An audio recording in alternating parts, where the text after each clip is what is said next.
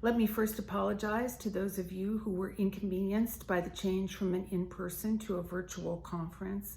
We had so much to look forward to being with everyone in person and to resuming the networking, the personal relationships, the learning, and the camaraderie that we've all missed so much. The decision to go virtual was an extremely difficult one, as you can imagine. But due to the Omicron virus spread, so many of you, including many of our speakers, let us know that you were hesitant to travel and to convene in such a large group. And we certainly understood and we shared those concerns. We just reached a threshold at which it seemed that the conference was just not going to work as an in-person event. So we made what we felt was the only decision that we could make, which was to switch to virtual. So thank you so much for your patience in that process. And again, our apologies if there was any inconvenience. The good news is, of course, that many more of you could participate in a virtual conference. And I think that while we'll miss the in-person contact, you'll find that the content of the conference is fully as robust as it would have been if we had been in Oakland. The focus of our coming together now, of course, is unsheltered homelessness. I want to talk to you today about what we know about unsheltered homelessness and the effects of the past 2 years, what factors are likely to affect it and its solutions in the immediate future, and what our next step should be to turn the corner and start reducing unsheltered homelessness again. So to start, what do we know about what has been happening to people who are unsheltered during the pandemic? The Alliance's Homelessness Research Institute surveyed COCs across the nation multiple times over the past 2 years. And while not a representative sample and not necessarily based on data, which we know we didn't really have, most COCs felt that unsheltered homelessness had gone up as a result of the pandemic. On the other hand, HUD recently released the 2021 AHAR. Since most communities were unwilling or unable to conduct an unsheltered count, and those that did are not a representative sample, its findings on unsheltered homelessness are definitely not perfect. But 138 communities did conduct a full count and 72 conducted a partial count. These COCs account for 22% of the unsheltered population in the country, around 50,000 people, so not insignificant. What they reported was that unsheltered homelessness was pretty much the same as the last count. It had gone up by 172 people. So it's unclear really whether unsheltered homelessness went up or went down during the pandemic, but there is not a lot of evidence of a big increase. In addition to this information from 2021, it's important to note that the more robust pre-pandemic point in time count that took place in 2020, in that homelessness increased by 13,000 people, an increase that was entirely due to the 15,000 person increase among people who were unsheltered. And for the first time ever, there were more unsheltered individuals than there were sheltered individual adults. Another thing we know about people experiencing unsheltered homelessness is that they have very poor health. For example, some data, not the strongest, but the most comprehensive, derived from HMIS and vulnerability assessments, comparing 30,000 sheltered people with 30,000 unsheltered people from around the country. That data indicates that unsheltered people have been homeless 4 times longer than sheltered people, an average of 1,600 days versus 400 days for sheltered people. That they are in terrible health, almost half lost their housing because of physical health problems, 4 times more than sheltered people. About half are trimorbid, 25 times more than sheltered people, and less than a third have any source of income. 2/3 of people in shelter have some source of income, and they die younger than sheltered people do. And we know that people who are unsheltered are disproportionately people of color. In terms of what has been done to help unsheltered people during the pandemic, that is a mixed bag. Some jurisdictions have definitely targeted significant pandemic and stimulus resources to people experiencing unsheltered homelessness. They have prioritized the population for hotel and motel rooms, for housing, and for support services, and gotten a lot of people off the street. They've followed the CDC guidance about not shutting down encampments and have worked to provide support to people living outside. However, not all jurisdictions have really focused on unsheltered homelessness, even where it is a significant issue. So, what are some of the factors that are likely to affect unsheltered homelessness as we move forward? And what are the prospects for really getting serious about ending or reducing unsheltered homelessness?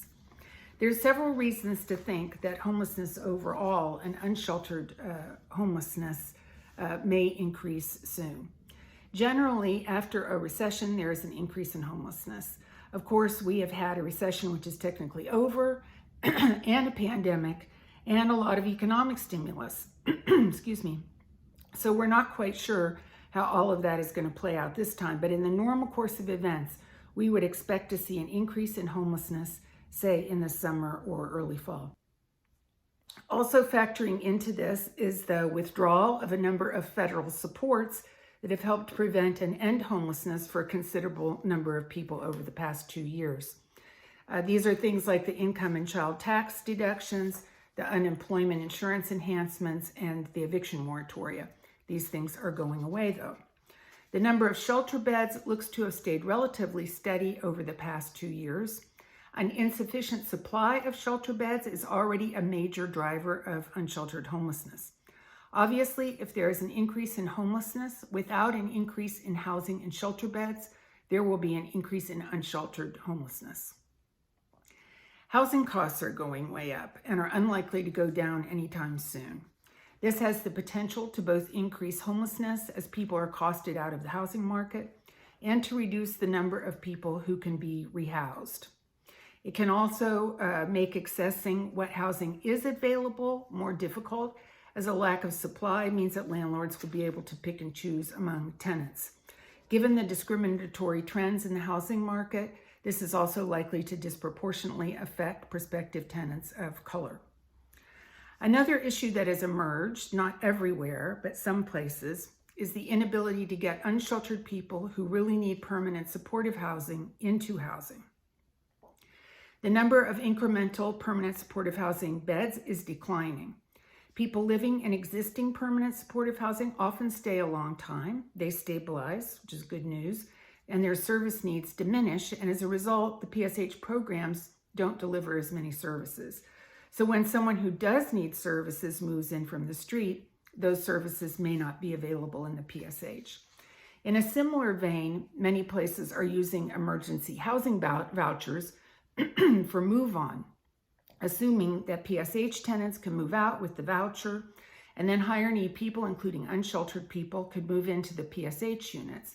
But we're hearing that the PSH operators may reject unsheltered tenants because they just don't have the resources to provide the level of services that they need.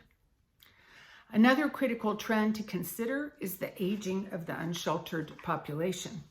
It's expected that the size of the older adult population experiencing homelessness will double by 2025 and triple by 2030. Homeless people generally become aged at 50 or 55, but of course they can't get senior benefits at that age. Homeless programs do not generally have the ability to provide the kinds of services that older adults may need, which are often more in the area of activities of daily living, quite different from the services that homeless and PSH programs typically deliver. While we don't have much information on the age of people who are unsheltered because of poor data on older adults, we do know that mortality is much earlier in people experiencing homelessness. Clearly, we should be getting all unsheltered adults immediately into housing with appropriate services. There is also a concern about what the future will hold for young people whose educations and prospects have been affected by the pandemic. The recession-related inability of young adults to attach to the job market was a major reason for the emergence of homelessness in the early 1980s. Something similar could happen as a result of the pandemic. It's likely that an increased number of youth and young adults will fail to graduate from high school. And to compound the problem, COVID closures have affected the ability of young people to get entry-level jobs in low-skilled positions such as fast food, hospitality, and retail, critical first steps to obtaining sustained employment. These could be the unsheltered youth of the future. It's important to recognize, too, that because of historical and systemic racism, these problems for older adults and youth will hit people of color much harder. In short, there are a lot of things in our near future that could increase the number of people who are unsheltered. All the more reason that we should be taking every opportunity we have at the moment to reduce the current number. So moving forward, what should we do to turn the corner on unsheltered homelessness? What opportunities can we seize? How should we structure our response? First, to the opportunities. We actually have a significant ability to turn the corner on unsheltered homelessness if we are prepared to seize the opportunities that are before us. And I have to admit that so far, it does not look like very many places are doing so, but it's definitely not too late to do so.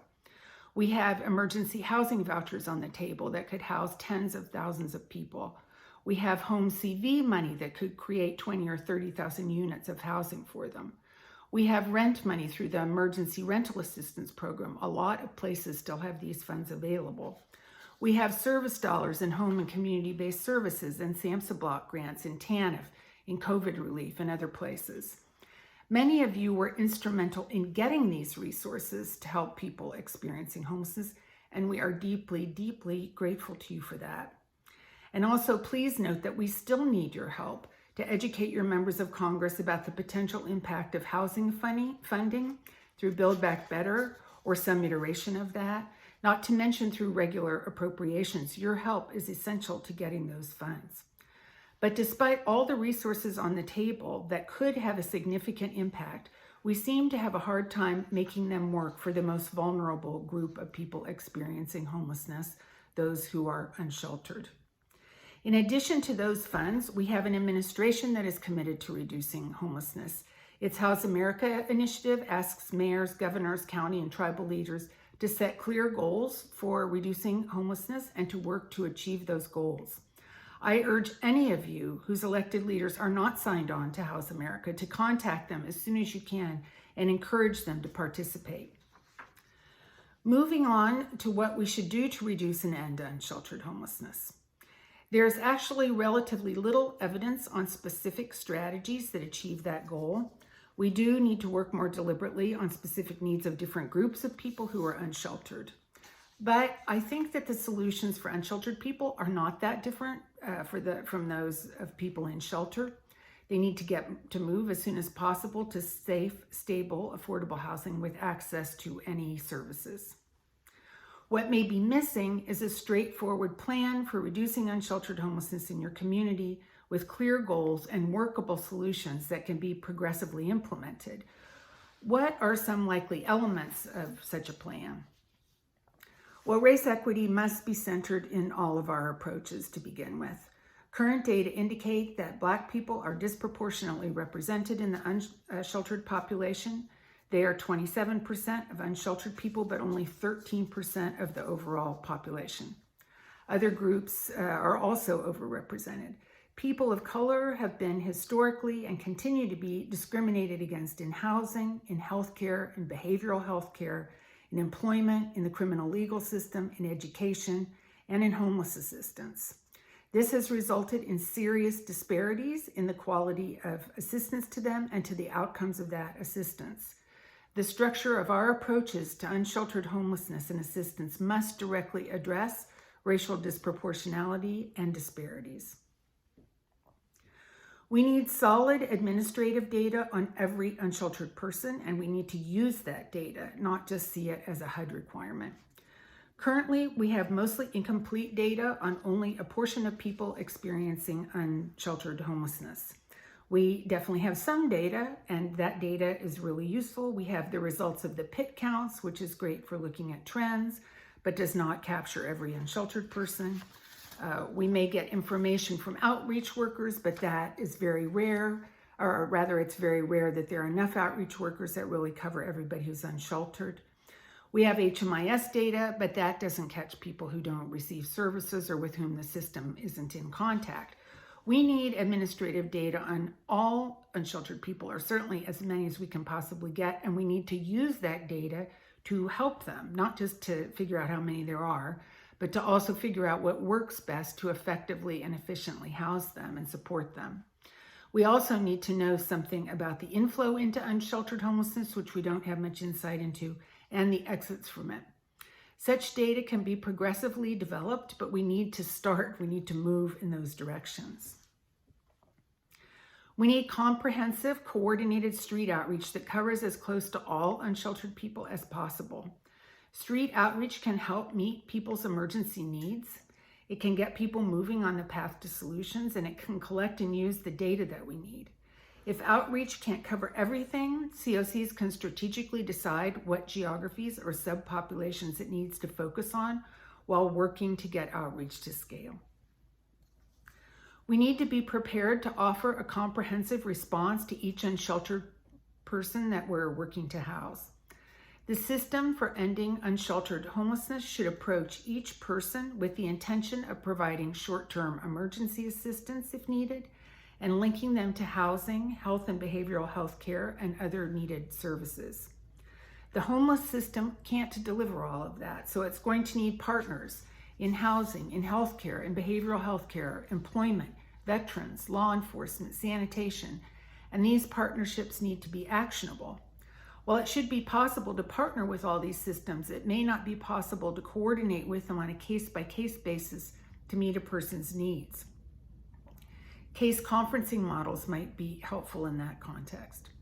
In a similar vein, if there's not capacity to provide solutions for the entire unsheltered population, consider targeting specific vulnerable subpopulations or specific geographies. Older adults, as I mentioned, is an important subpopulation and a fast-growing one. Older adults tend to have very specific service needs, again, as I mentioned, around the activities for daily living. Services in that area are not generally available in the homeless system, but other resources, including home and community-based services, are available to this population. We need to identify a range of short and long-term permanent housing options. Short-term and permanent housing options. First, it generally takes time to arrange housing, so shelter placement is often needed. It's not unusual for people to be unsheltered because the shelter that's available is not acceptable to them. As a result, shelter for unsheltered people needs to be acceptable to them. It should be very low barrier, focused on meeting the tenant's needs, should allow the 3 Ps, pets, partners, and possessions, and it should give residents confidence that they are being supported on a path to housing. That's what they're looking for. Some places have found that in addition to shelter, day centers help people stabilize and access safe options in addition to shelter. Some people who are unsheltered may require or want an interim housing solution because some sort of stabilization or treatment is indicated, and that option should be available. With respect to securing housing, one size or neighborhood will not fit all, obviously. And realistically, it's becoming increasingly difficult to place a single person in a 1-bedroom or a studio apartment. It's too expensive. Other options are going to have to be found. The nation is nearly 7 million units short of having enough affordable housing for those who need it. That supply gap is not going to be filled for decades.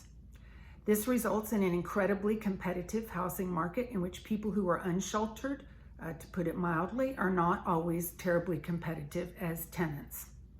We can't let the perfect be the enemy of the good when it comes to getting unsheltered people indoors. I think that we're going to have to routinely house people in shared apartments and single-family group homes, and to recreate single-room occupancy and bunkhouse type housing, or any other innovations that can quickly increase scale, quickly and cost effectively. We can attach services to any housing through ACT or critical time intervention or other ways that we have to do that. When addressing encampment residents, we should be using proven, successful resolution strategies that include the following elements. Only plan to remove or take down an encampment if you have a clear strategy for housing the people, all the people who were in it. Otherwise, what's the point in taking down the encampment?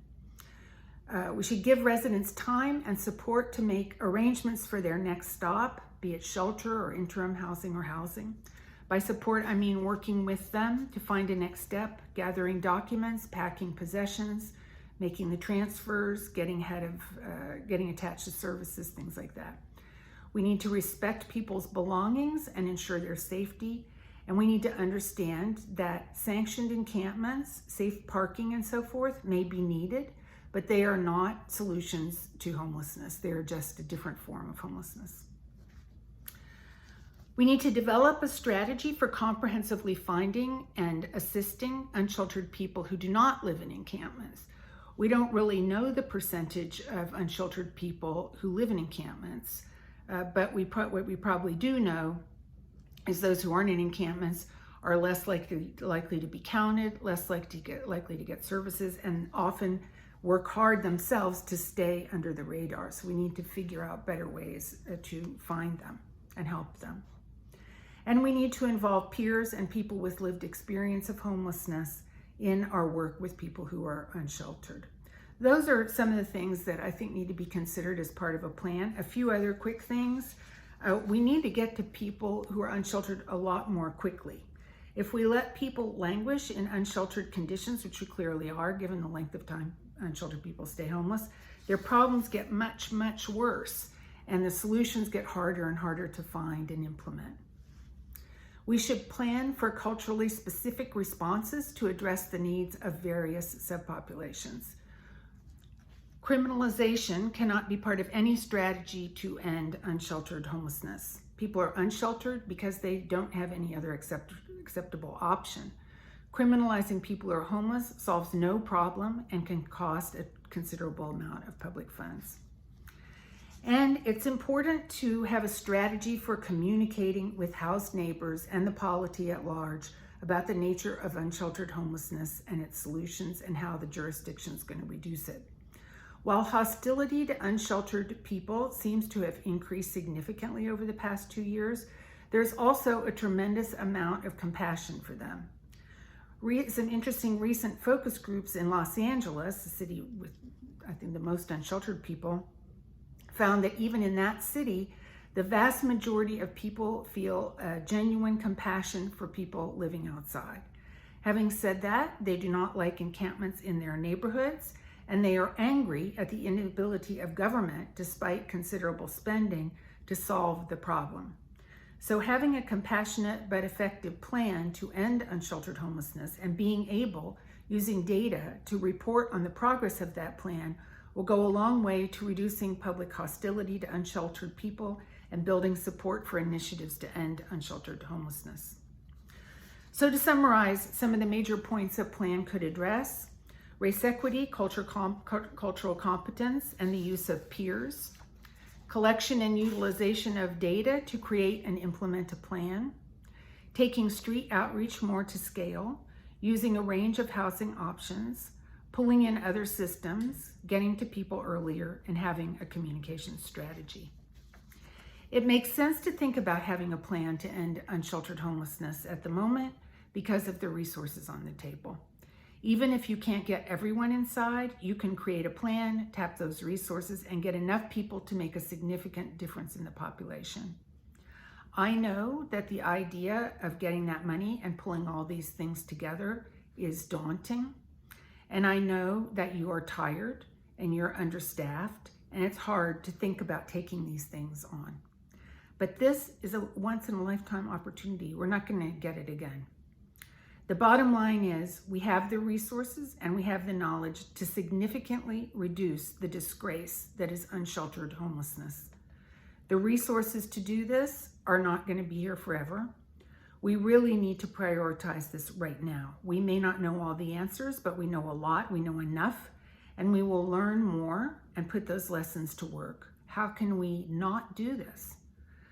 In closing, I want to thank all of you for what you have accomplished over the last 2 years.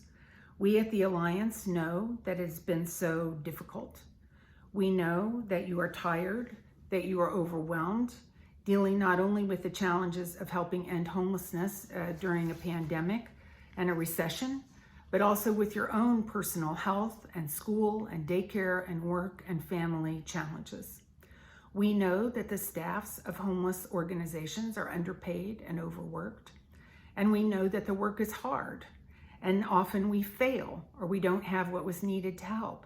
And that takes its toll. It takes its toll on people experiencing homelessness, of course, but it also takes its toll on you.